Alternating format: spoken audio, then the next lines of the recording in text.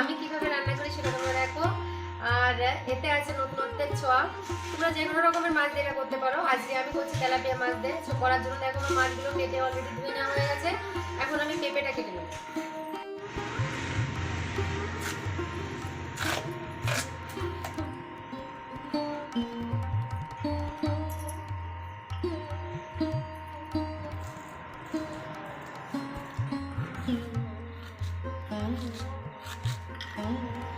আগে দেখতাম আমার ঠাকুমাকে এগুলো বের করার জন্য যে ঝিনুকগুলো বাড়ি থাকতো সেই ঝিনুক দিয়ে এটা বের করতো। আগে তো সবাই চামচ ছিল না, সবাই ঝিনুক দিয়ে ইউজ করতো।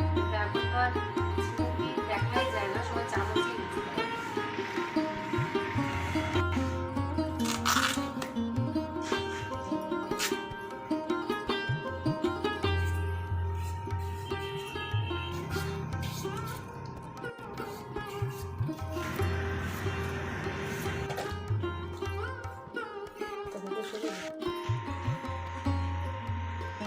কেটে নেবো একটা আলু।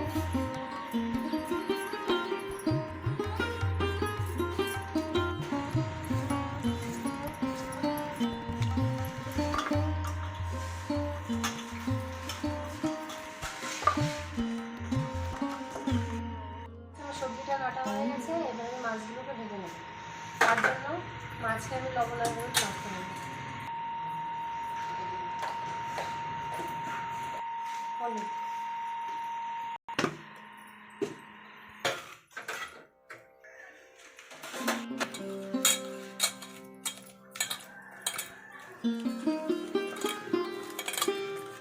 হয়ে গেছে। এবার আমি দিয়ে দেবো তেল।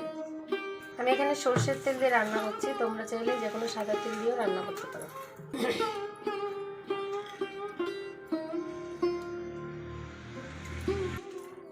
একটুখানি লবণ দিয়ে দেবো আমি, যাতে মাছটা দেওয়ার পরে তেলটা ছিটকে আমার গায়ে না লাগে। তেল গরম হয়ে গেছে, এবার মাছগুলো দিয়ে দেবো।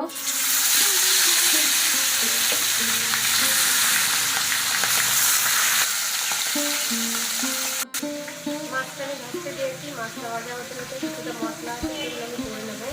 এখানে আছে জিরে, এটা আমি ভেজে দেবো।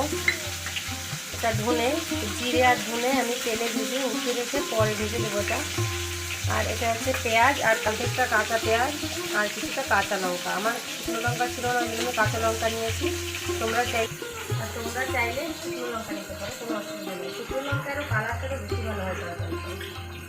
তাই আমি কাঁচা লঙ্কাটা আর পেঁয়াজটা ভেজে নিয়েছি। এদিকে আমার মাছগুলো ভাজা হয়ে গেছে, এগুলো তুলে দেবো।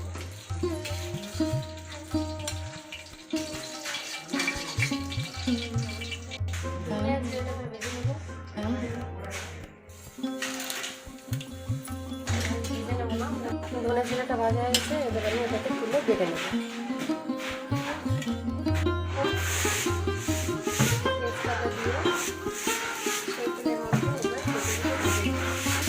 অন্যদিন আমি একটা ফোড়ন দিয়ে তরকারি রান্না করি, আজকে আমি দুটো ফোড়ন দিয়ে তরকারি রান্না করবো। আমি এখন একটা কোনো রকমের মশলা অ্যাড করছি না, সেটা আমি পরে অ্যাড করছি। কেননা মেন উপকরণ হলো পেঁয়াজ, আর পেঁয়াজটা আমি যখন ফোড়ন দেবো তখন দেবো। আর ধনে জিরা অলরেডি ভেজে রেখেছি, সেটা আমি নামানোর আগে আর কাঁচা লঙ্কাটাই দেবো।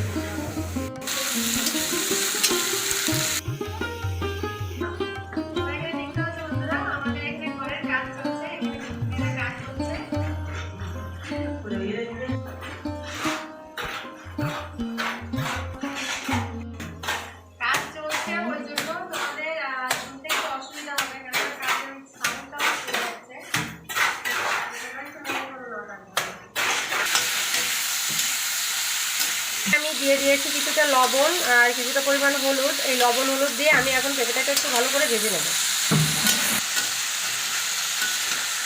আসলে আমরা যেখানে থাকি এইখানের লোকেরা পেঁপে দিয়ে তরকারি করতে যায় না, এরা শুধু পাকা পেঁপেই খেতে বোঝে। এখানে পেঁপে কিনতেও পাওয়া যায় না, আর এরা খেতেও যাবে না। তো এক জায়গার থেকে দুটো পেঁপে ছিঁড়ে নিয়ে এসছে, তো সেখান থেকে একটা পাকা পাকা ভাত, ওই জন্য ওটা রেখে দিয়েছি। আর একটা কাঁচা ছিল, সেটা আমি এখন রান্না করছি। তো অনেকদিন পরে পেঁপের তরকারি খাচ্ছি, তো ভীষণ সুন্দর একটা গন্ধ বেরোচ্ছে। আমার পেঁপেটা একটু ভাজা ভাজা হয়ে গেছে, এবার আমি বেটে রাখা কাঁচা লঙ্কাটার মধ্যে দিয়ে দেবো। আমি কাঁচা লঙ্কাটা আগে থেকে দিইনি, কারণ লঙ্কার সঙ্গে পেঁপেটা যখন ভাজতে অনেক কাশি আসতো, ওই জন্য আমি আগের থেকে দিইনি।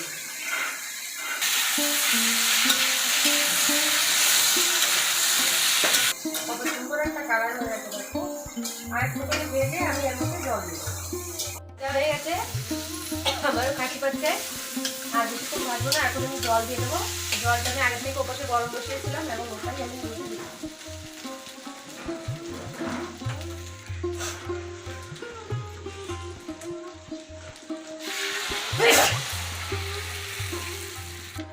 ওই যে বলে না জায়গা গুণে বিচার, সেরকম একটা ব্যাপার। মানে এইখানের যে মাটিটা, সেই মাটিটা না বালির টাইপের মাটি, মানে পিওর মাটি না। আমাদের কলকাতায় যেমন মাটি পাওয়া যায় ওয়েস্ট বেঙ্গলে, সেরকম মাটি না। তো ওইখানের পেঁপেগুলোও না অনেক শক্ত, মানে একটু মোটা করে কাটলে আর গরম জল না দিলে পেঁপেগুলো একদম সেদ্ধ হয় না।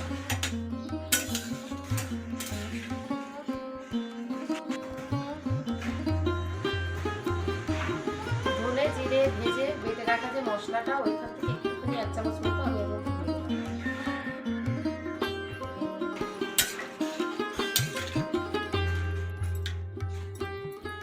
এটা বাড়িয়ে দিলাম। এবার জলটা যখন উতরে যাবে তখন আমি এর মধ্যে মাছ দিয়ে দিই। তো আমার জলটা উতরে গেছে, এবার আমি এর মধ্যে মাছগুলো সব দিয়ে দিলাম।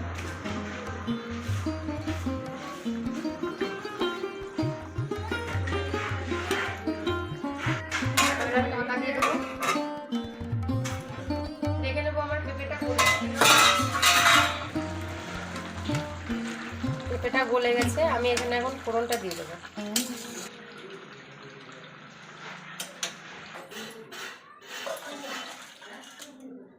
কড়াইতে দিয়ে দেবো আর একটুখানি তেল। আমি রান্নাটা সর্ষের তেল দিয়েই করছি, আগেও বলেছি। তেলটা গরম হয়ে গেছে, এবার আমি দিয়ে দেবো কিছুটা জিরে। জিরেটা ফুটে গেছে, আমি এখন এই পর্যায়ে দিয়ে দেবো পেঁয়াজ বাটাটা। এখানে আমি দিয়ে দিলাম।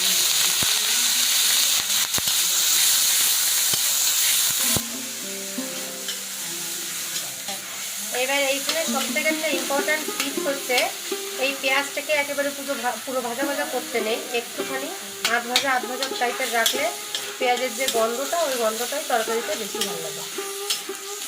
এবার দিয়ে দেবো আমি সেই ধনে জিরে ভেজে বেটে রাখাটা। এবার আমি এর মধ্যে মশলাটা দিয়ে দেবো।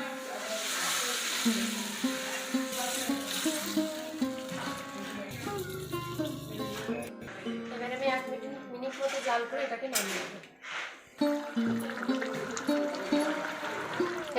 দেখো আমার তরকারিটা ফুটে গেছে, এখন আমি এটাকে এবার নামিয়ে দেবো।